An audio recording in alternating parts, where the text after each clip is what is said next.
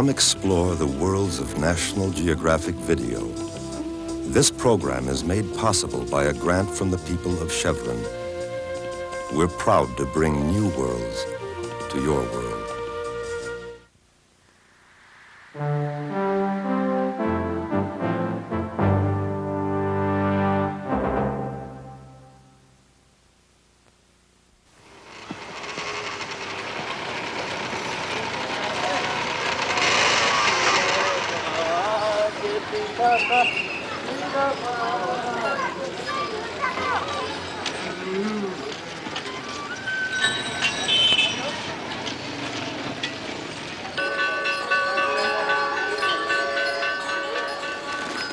In the Himalayan foothills, Kathmandu long has been a crossroads. Its streets and holy places filled with travelers en route to 1,000 destinations many may never reach.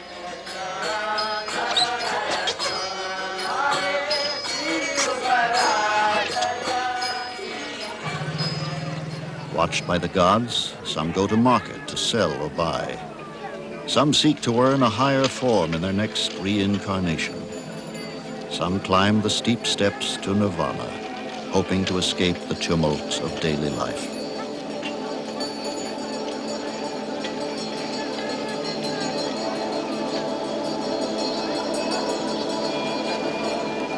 Sometimes the destinations are only disguised beginnings.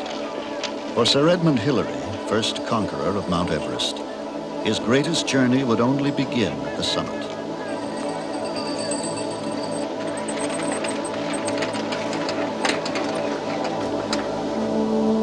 It would traverse not only the great landforms of Earth, but a less visible geography, the private landscapes of one man's passage through the years. At last, among the long, isolated Sherpas of the Khumbu region south of Everest, it would bring a new challenge, a new adventure, hardly 20 miles from where his journey began.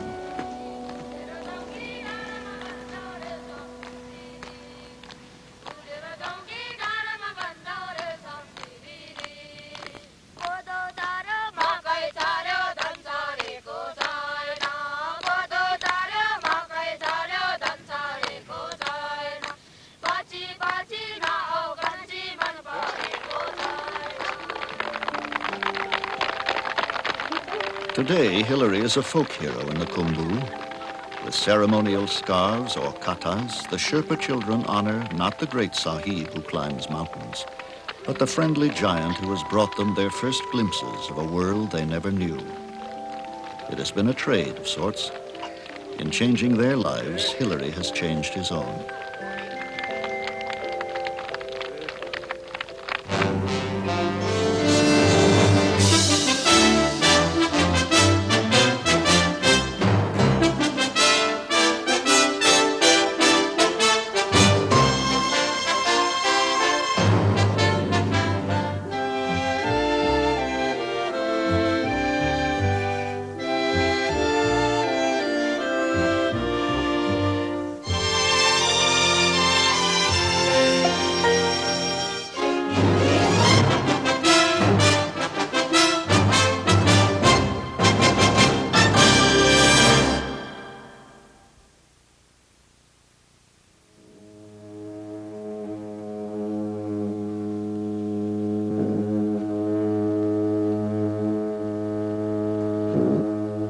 In the Khumbu highlands of Nepal, each dawn is a discovery.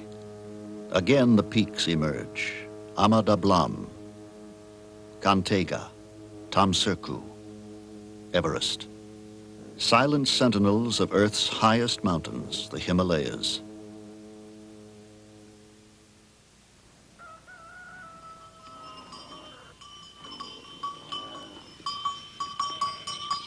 In the Sherpa villages of Kunde and Kumjung, by ageless habit, yaks and goats are sent to stony pastures, and the juniper smoke from 100 scattered fires carries morning prayers to the gods. At 13,000 feet, the gods are never far away. Formed 40 million years ago by the collision of the Indian landmass and the Eurasian continent, Nepal is a country set on edge. Here, near Everest, Tibetan Sherpas long ago found sanctuary. Here, for centuries, they lived in rigorous isolation, an island in time. One man has become a major instrument of change, bringing both blessings and danger. With his son, Peter, Sir Edmund Hillary has returned this way many times. But this year holds a special meaning. It is the 30th anniversary of the first conquest of Everest. I get quite a thrill every time I come back to these two main Sherpa villages. There's so much here that's pleasantly familiar. There's also the thought of soon being reunited with so many old friends.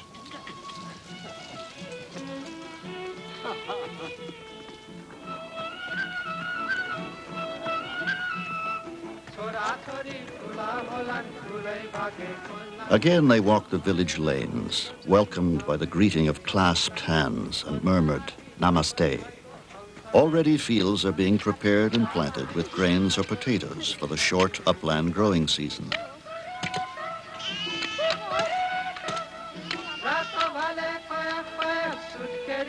Across a wall bounds an old and irrepressible friend, Theodore, Hillary's companion on many a climb.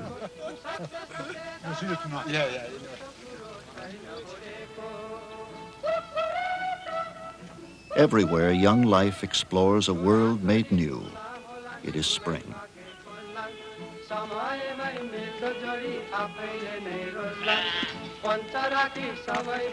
At last, father and son enter the house that long ago became a second home. Oh, Aunt Julie, namaste. Very good to see you.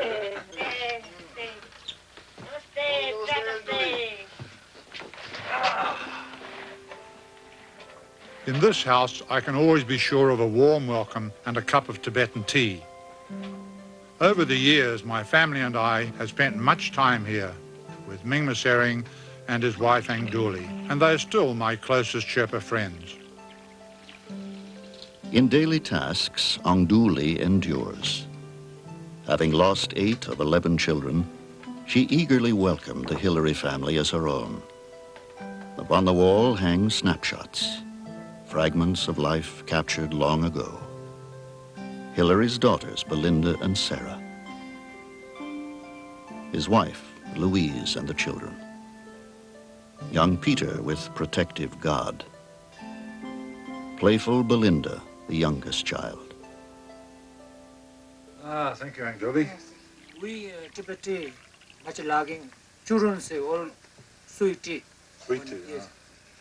Some maybe lagging, maybe not lagging. lucky. Now a painter, surviving son Temba remains a victim of iodine deficiency, once common in the Khumbu. Hey, Timbo. Pakari. What's that? What's that?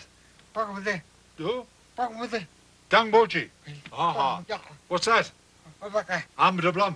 Apaka. Amdablam. Yapaka. Oh, what's that? Dede. Yeti. Yeti. Dede. Yeti. And what's this big one? Chumuluma? Yeah. Chumuluma. Everest. Pivot on which so many destinies have turned. It was Everest that once joined the widely separated lives of Hillary and Tenzing Norgay, his Sherpa partner on the historic climb. Now, amid the peaks on the trail to Everest, they meet again. Still strong at 69, Tenzing and his daughter Deki have come from Darjeeling to join the anniversary festivities. Oh, Tenzing! It's good to see you. My goodness. Yeah. Hi, Dickie. How are you? Nice to meet you. Hi. Long time, Tenzing. Good to see you again. Yes, certainly. Did you have a good walk up? Oh, very well. Good. Fine, thank you.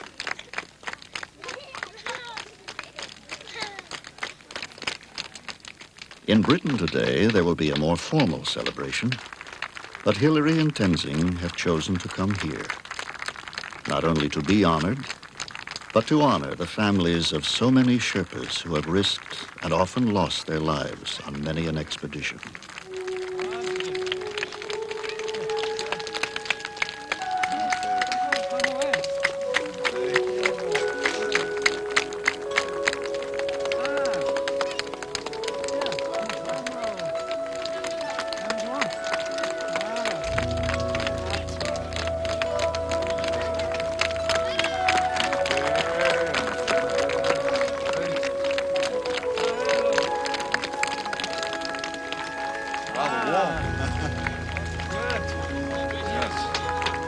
Namaste, Tenzing. For a moment, two aging heroes pause to honor each other, look back to the victory they shared. Remote, seemingly beyond the reach of human effort, the towering mass of Everest at mid-century had defeated all attempts to reach the summit. Then, as Nepal opened to foreigners, assaults at last were possible from the south. In the British expedition of 1953, guide Tenzing Norgay, already veteran of 5 failed attempts, would be teamed with Hilary, who earlier had cited a possible route via the South Col.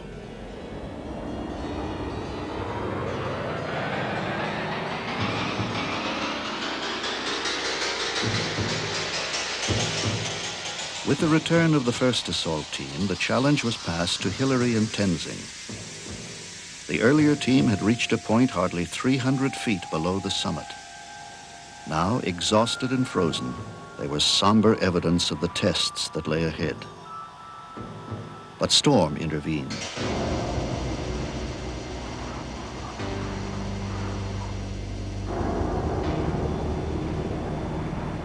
Only after a night racked by winds could Hilary and Tenzing at last climb the icy blade to the summit. There they left in the snow a bar of chocolate and some biscuits. At a lower camp, the main party waited in growing suspense, while leader John Hunt scanned the ridges and icefalls above.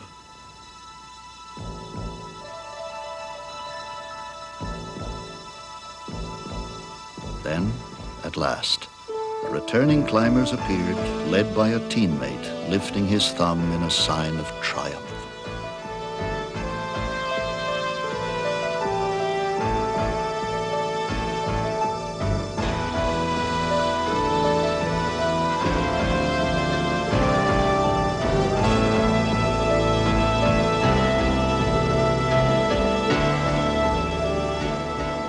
Briefly, the triumph was shared only with comrades. Then word flashed to the world. This is the BBC Home Service. Here is the news. Mount Everest has been conquered by members of the British expedition. The news reached London in a message to the Times. It said that Mr. E.P. Hilary, a New Zealander, and Tenzing Bhutia, a Sherpa, had reached the summit last Friday, May 29th. The message added, all is well. In London, the coronation of a queen now was marked by a fitting tribute. For a new Queen Elizabeth, an obscure New Zealand beekeeper had set a flag in high, thin air, past a boundary never crossed by man.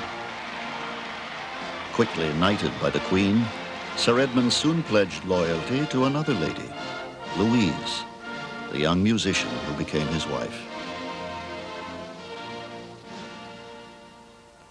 Yet domestic bliss soon would be exchanged for the wintry wastes of Antarctica. There, Hilary would lead a caravan of modified farm tractors to the South Pole, setting up supply depots for the first Antarctic crossing. Hero to the world, symbol of high adventure, his life would become a continuing odyssey, seeking new challenges around the globe. Sometimes, with the indomitable Louise on less spectacular expeditions, in New Zealand or the Alaskan wilderness, he discovered the new adventure of watching his children grow.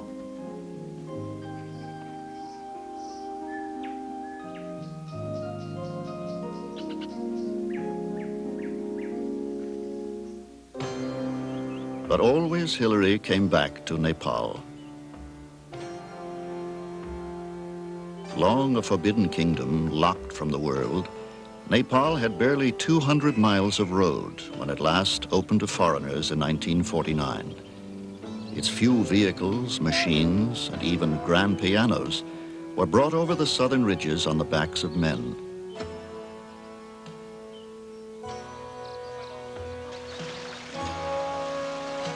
Its terraced uplands, built by the labor of centuries, were joined by a labyrinth of trails on which astonishing burdens were carried by the hardy hill folk or their caravans of yaks.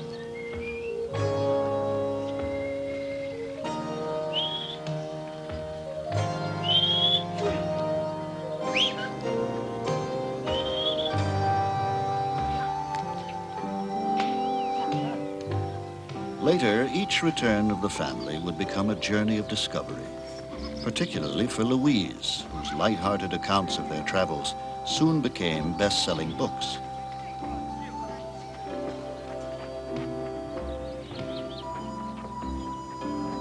Learning the country by climbing it, the children were taken by their father to see the great peak that had changed his destiny and theirs.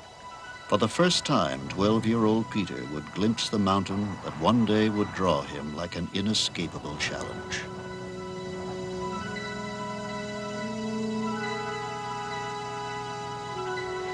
With deepening regard for the warm-hearted Sherpas, the Hillarys eagerly lent a hand wherever needed, opened the door to a culture distant from their own origins. On a mountainside at Tami, not far from the Tibetan border, they helped build a supporting wall for a Buddhist monastery.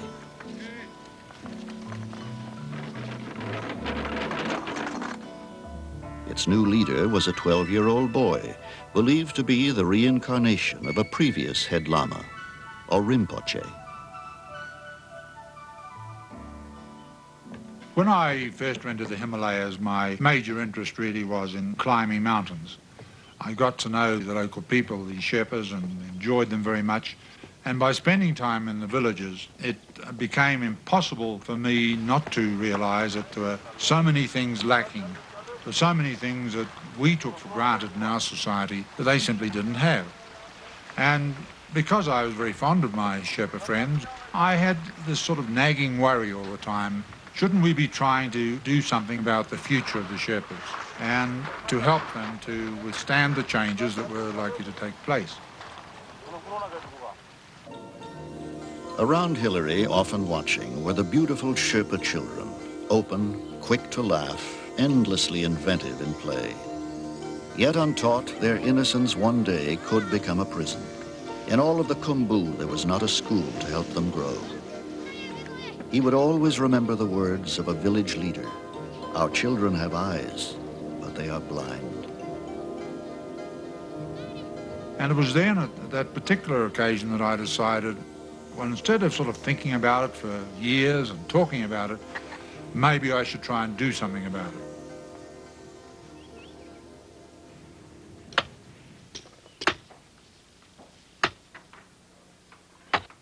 Abruptly, Sir Edmund Hillary became a part-time carpenter.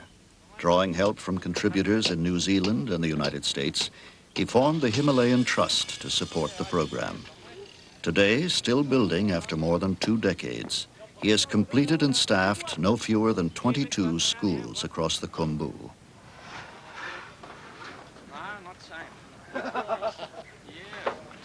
We have a good experienced team to do the job.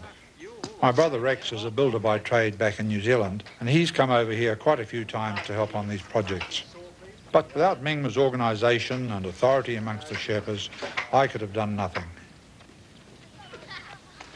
The patterns of construction have changed little since the building of the first school in 1961. Some children help, some children watch, some children imitate. For some, classes have already begun.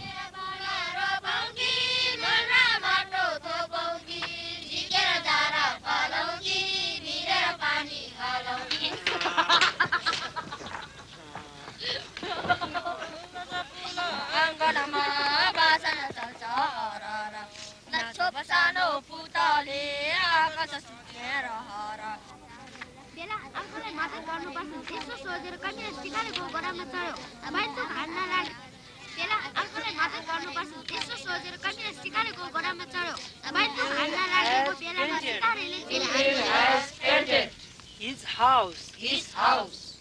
The men are climbing the mountain. The men are climbing the mountain. The men are climbing. The men are climbing. The men have climbed. The men have climbed. The mountain. The mountain. the mountain. The mountain. The men have climbed the mountain. The men have climbed the mountain.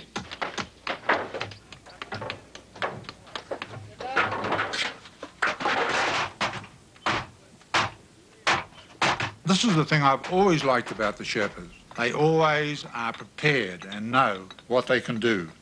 They know that they don't have money, but they have the strength of their hands.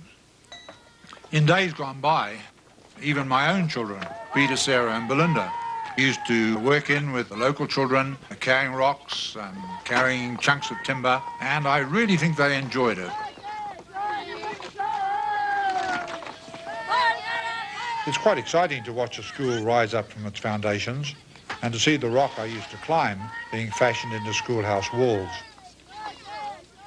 A rudimentary structure, unheated, dependent on natural light, the new school at Chondrikaka is a center of village pride. Quickly the people gather, bringing bottles of chang, the local spirits, for the celebration.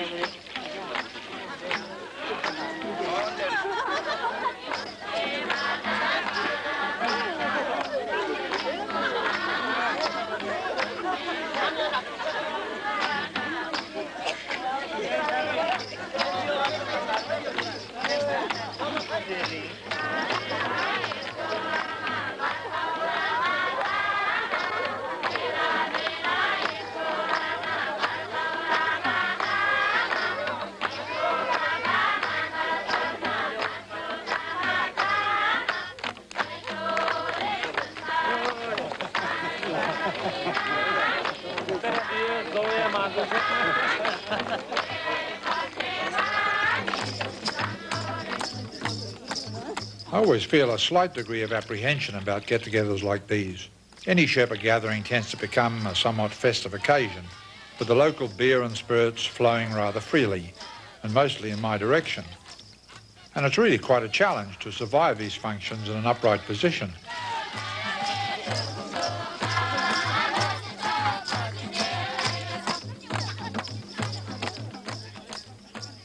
We hope that many more children will come to school and get good learning, and we will always be prepared to help with further expansion and more children come. On behalf of the Himalayan Trust and all those who have helped build this school, I have much pleasure now in declaring the school open.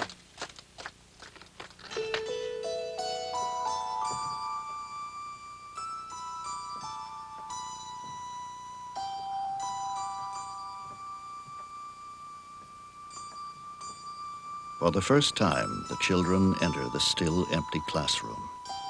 Here in this vacancy, each will embark on a new journey of discovery, find new mountains to climb. Today, across the Khumbu, the school bells ring. Many the empty oxygen flasks used by Hilary and other climbers. Over the highland ridges, more than 1,000 Sherpa children hurry to class each day. Some to schools more than a 3-hour journey from home.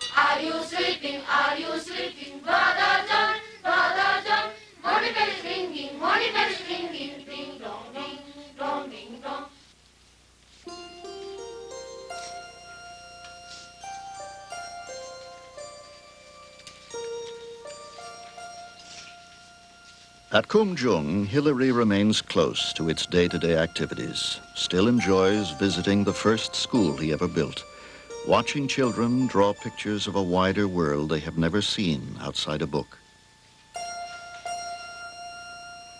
Largest of Khumbu's schools, with an enrollment of nearly 300, Khumjung has a proud record of outstanding students, some already entering leadership roles in Nepal. Square plus 1 square.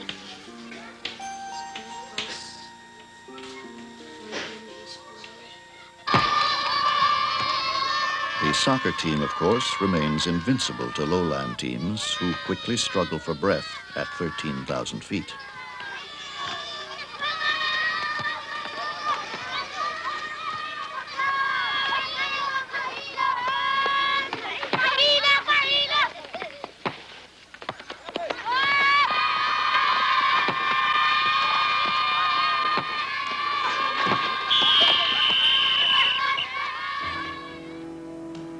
But schools are only part of a wider effort by Hillary and his associates.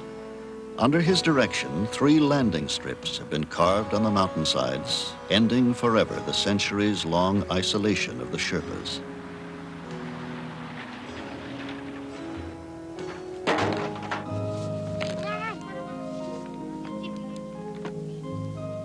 In the mysterious symbols printed on the cargo, passing children sometimes try to imagine the wonders of the world from which it came.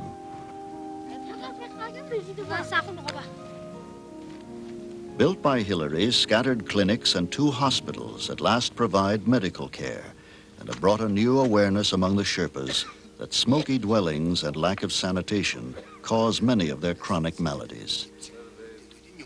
At Kunde, even the local lama has found a new trust in modern medicine.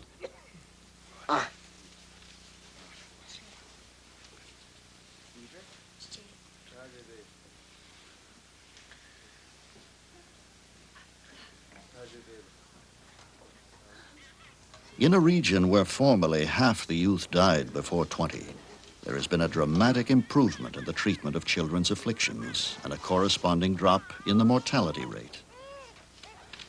For some, the cures seem nearly miraculous. Here, a boy whose hearing has been severely impaired since birth can hear the full wonder of sound for the first time.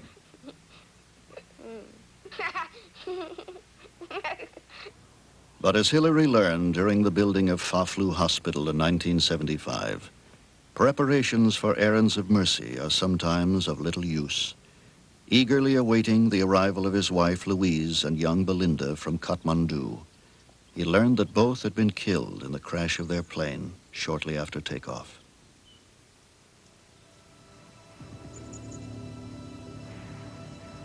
For Hillary, that day was darkness, the beginning of a long journey across a private wasteland without compass or place to rest.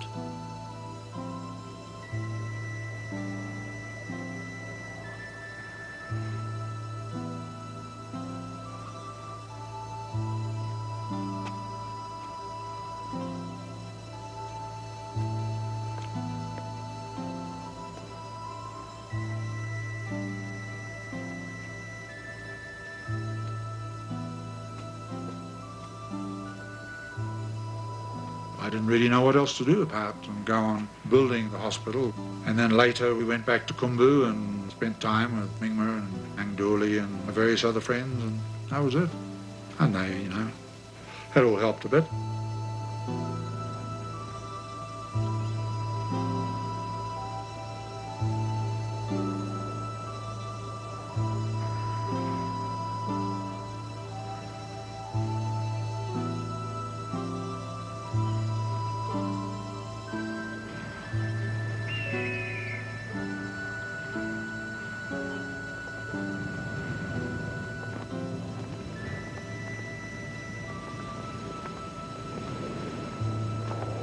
Shaken, Hillary went back to work, building new classrooms, adding to others.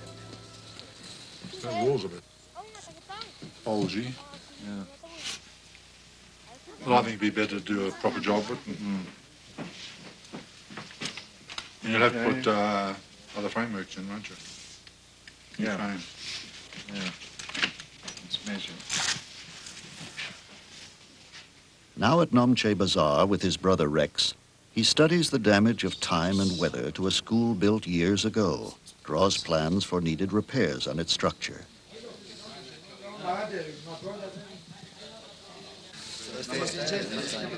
I think we're going to release it soon better than timber permit sometime. Still Hillary's trusted sirdar, or foreman, Mingmat Sering jokes over the division of labor in providing the lumber. Who will cut and who will carry?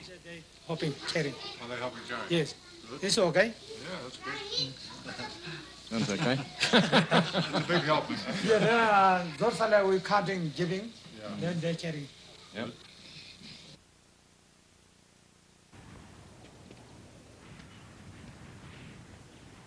Drawn closer by tragedy, Hillary and Peter each feel a renewed awareness of the risk that lies in every human attachment. Now veteran climbers both, often in personal peril, each has seen close friends and companions lost on mountain walls. Even Peter was nearly sacrificed on the soaring altar of Amadablam.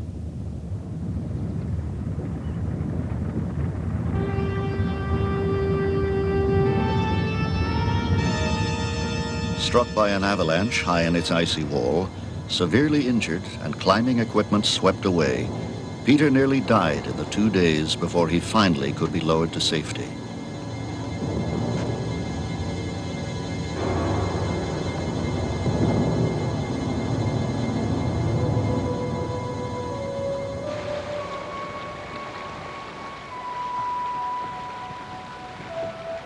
For Hillary himself, the summits have a new and poignant meaning.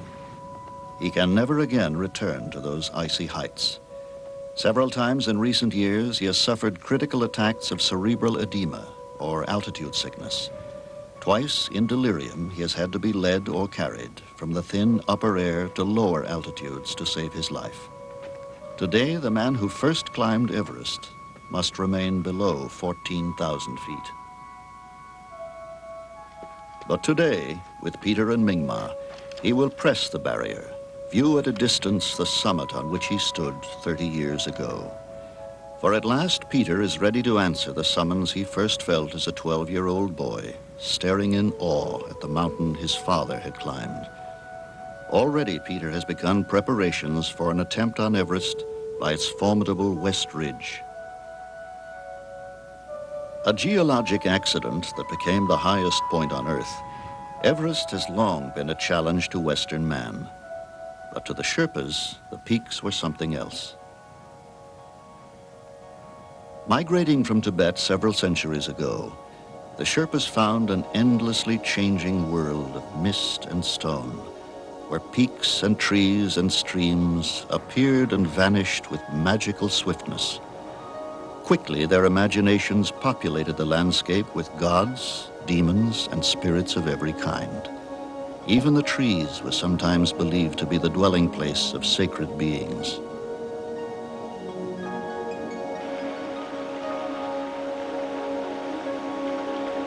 In a continuing dialogue with the invisible or disguised powers around them, they have given prayer 1,000 forms, 1,000 means of transmission, written on hand-turned cylinders and water wheels, printed on prayer flags and banners waving in the wind.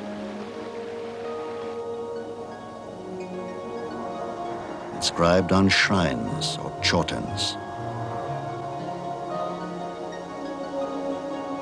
Engraved on stone tablets or manis. Even on rocks in rivers and trailside boulders. Committed to the elements, it is hoped that the prayers will reach their protective gods. The sun diffuses the fading prayer, rain spreads it through the rivers, wind carries it to the heavens.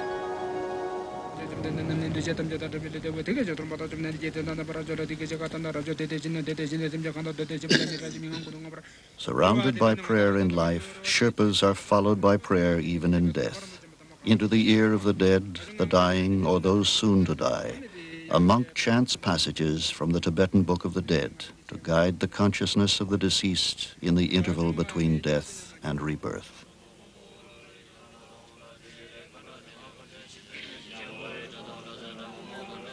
Yet prayers must be learned and preserved by the living. At Tami Monastery, its great library of Buddhist scripture must be read and taught each year.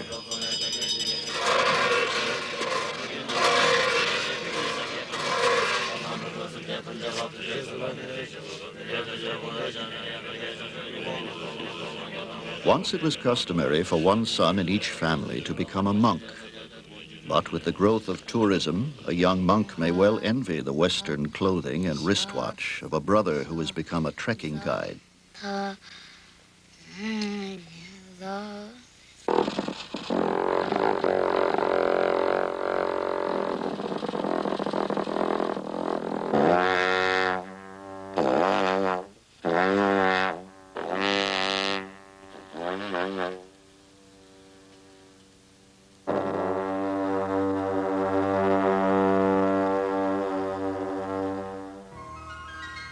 First encountered as a 12-year-old boy, the head lama again welcomes an old friend. With Peter and Mingma, Hilary has come to help preparations for Mani Rimdu, a yearly Buddhist festival to protect the Khumbu. I'm very well, thank you. Thank you.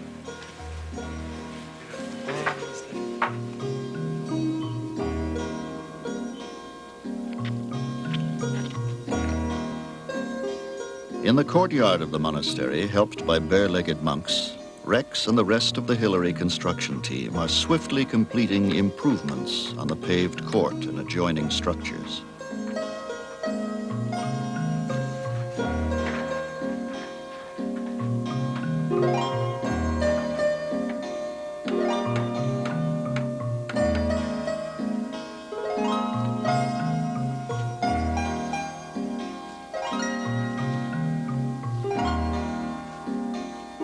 With time growing short, Hilary and Peter also join the crew.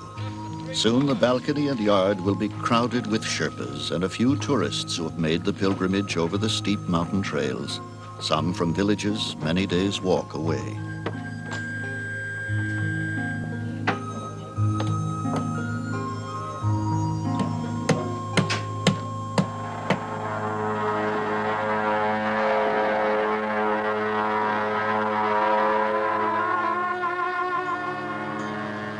With the sounding of horns, the great cycle of dances begins. As in the religious mystery plays of the Middle Ages, the Sherpas act out their myths, make theater out of faith.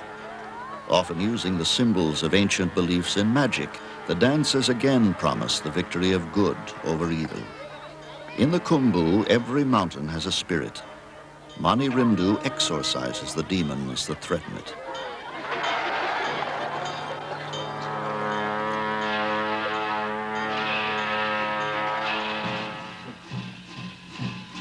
Backstage in the Gompa, or temple, another ritual is taking place. Donning the sacred masks and costumes, decorated with an array of mythic symbols, men are becoming gods. For a little while, they will become the holy figures invented by human need.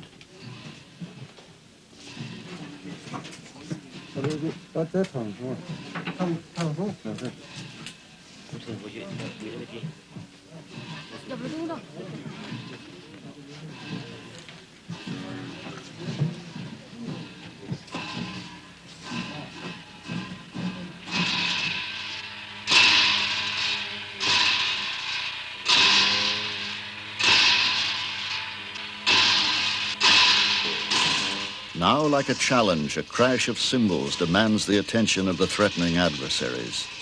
For it is in the dance of the so-called 8 Furies that the climactic struggle with the evil spirits occurs. In it, the benign gods rise in terrible wrath to defeat and drive away the demons.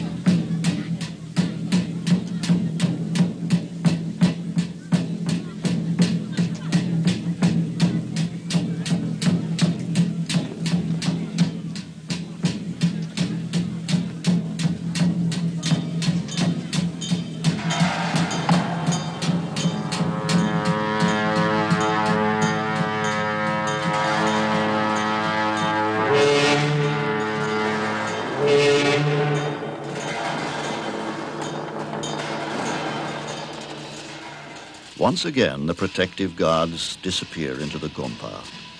Once again, the villages are safe from demons for another year.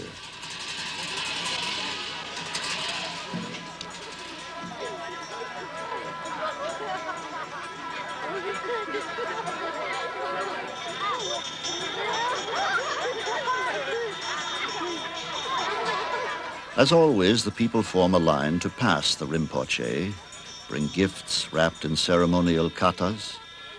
One by one they are blessed, take a sip of tu, or holy water, with a sprinkle on the head, then taste a bit of toma, made of flour and butter. The ritual greatly similar to Christian communion with its wine and wafer.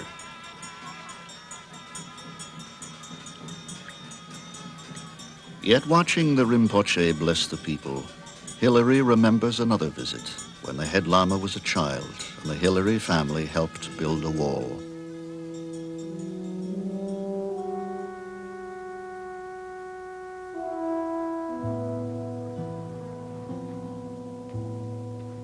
On the western ridge above Kunde, Mingma's wife, Angduli, also remembers. In a more private ritual, she brings juniper to the shrine she and other villagers built long ago for Louise and Belinda Hilary.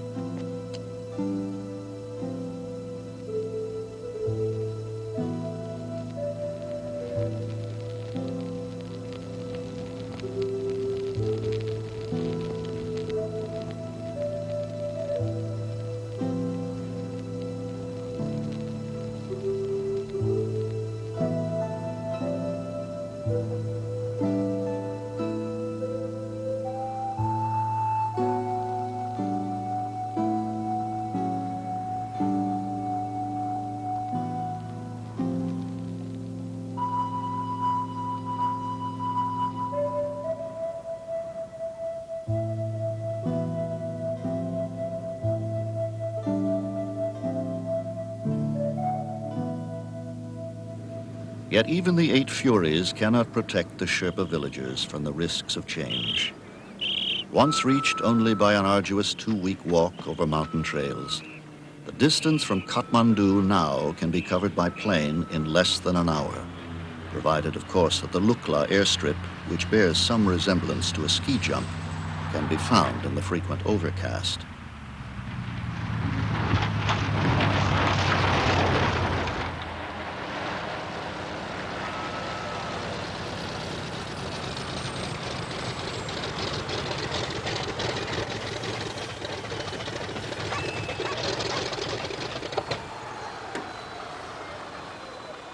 Speaking a dozen languages, tourists from Europe, Asia, and America disembark from the aircraft, pass through the villages, alarming small dogs, awakening the merchants, and delighting the local children who have discovered the blessings of balloons and bubble gum.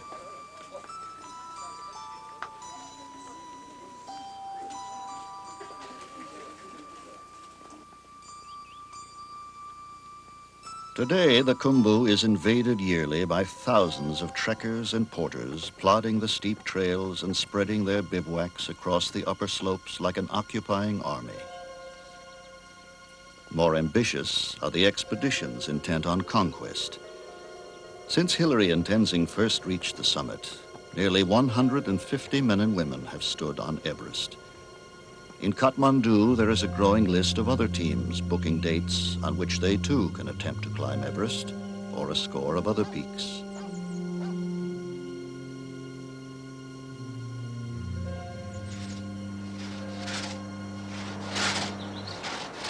Everywhere the sound of the saw is heard.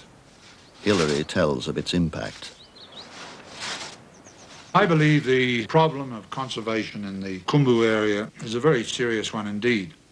There are literally dozens of small hotels being constructed with a view to supplying accommodation to walkers and trekkers and climbers.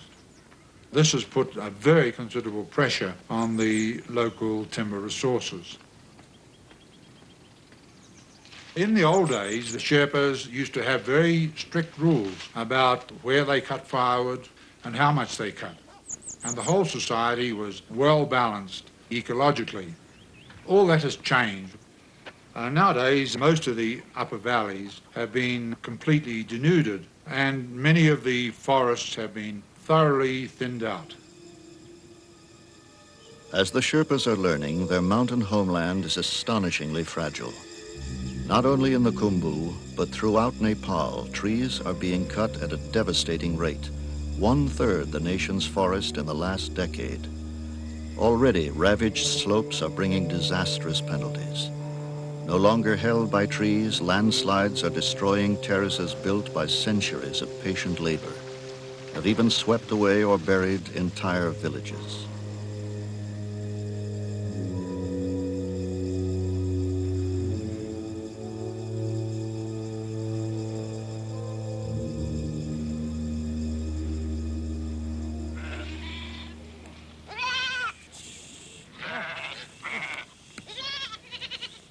With the help of Hillary's Himalayan Trust, at least one resident is being banished forever from the Khumbu parklands.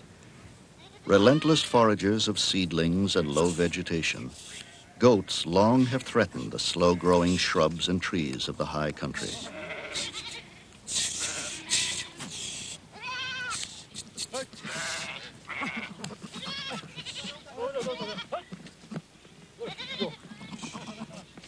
Now Hillary, too, joins in a great goat roundup with Mingma Norbu, warden of the Sagarmatha National Park on the flanks of Everest.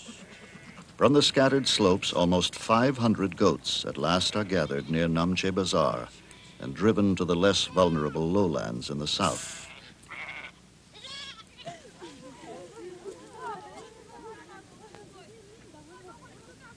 At park headquarters, Warden Mingma Norbu leads an intensifying effort to save the Khumbu from calamity. A student in the first school built at Khumjung over 20 years ago, he is a proud example of the education made possible by Hillary. Now, speaking both Nepali and occasional English, he teaches a new generation of Sherpa children to recognize the evidence of damaged trees and erosion on the scarred landscape around them. He stresses the critical importance of tree nurseries and the need for a wider program of reforestation, protecting not only their fragile world, but Sherpa culture itself.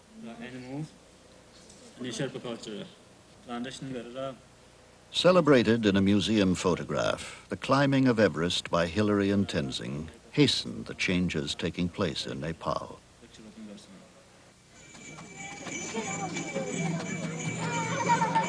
Now, on the 30th anniversary of that historic event, the Khumbu is no longer an island lost in time.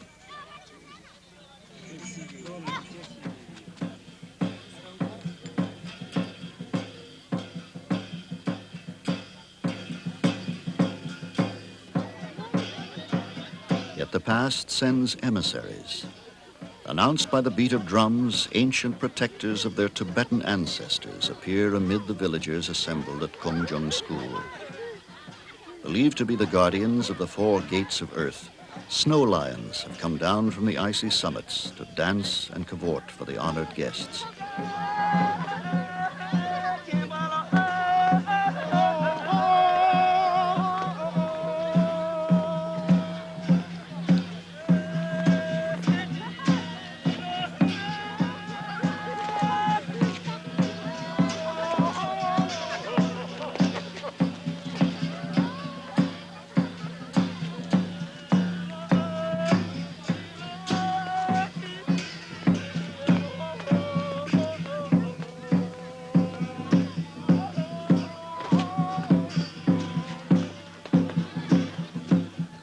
While the conquerors of Everest sample the home-brewed chang of the village women, the school staff prepares a lesson on how mountains really should be climbed.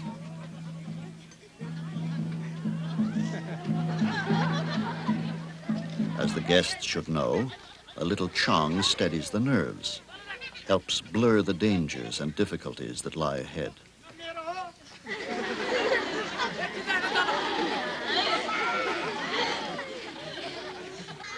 A helping hand is always appreciated. Pace yourself. The steeper the slope, the more rest you need. Try not to trip on a tangled rope. The fall may be farther than you think.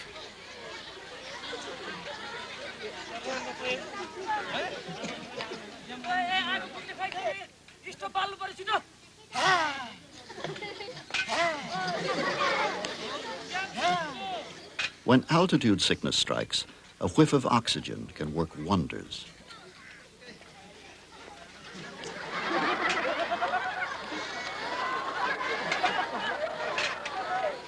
When lost, look for the summit. That's where you're going. What's that? Oh, that's one very big stone.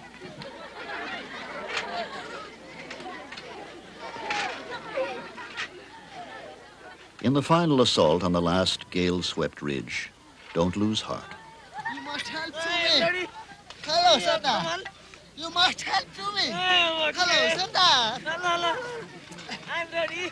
I'm going to die. I'm going to die. Hello, Santa. Okay. Thank you very much.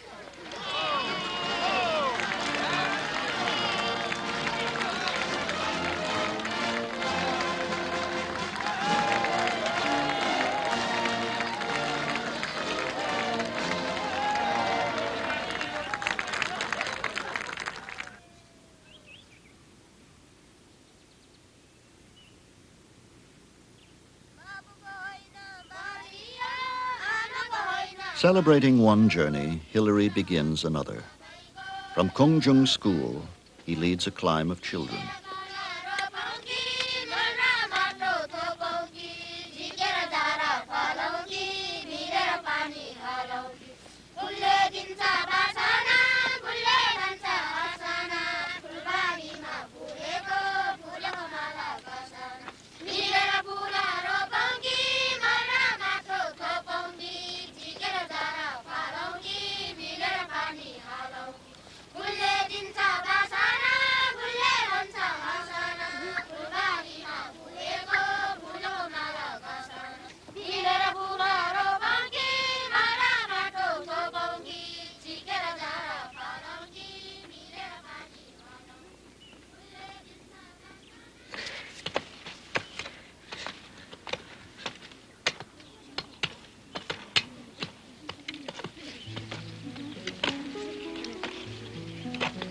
Bearing seedlings of fir and rhododendron from Sagamata's nurseries, the students of Kungjung School are bringing back growth to the blighted slopes below Everest.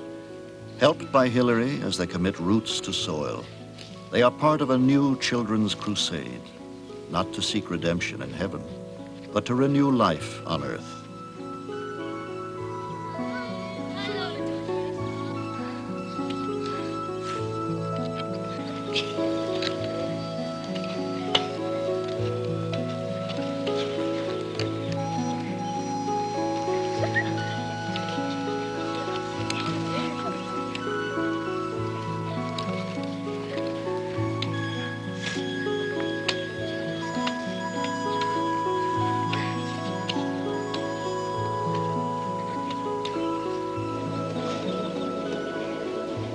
Around Hilary stand the silent witnesses of the journey he began long ago. Amadablam, Kantega, Tamserku, Everest. The summit where he and Tenzing once left a bit of chocolate and a few biscuits.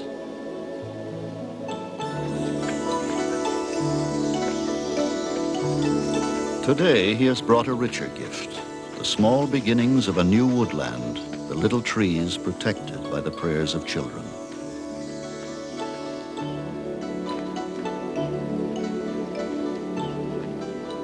But the answer to prayers often lies in those who pray.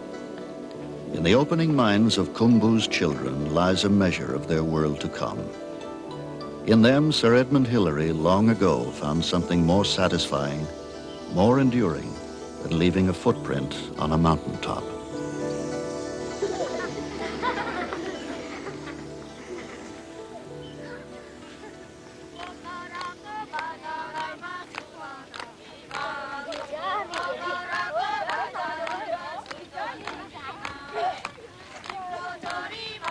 Georgia.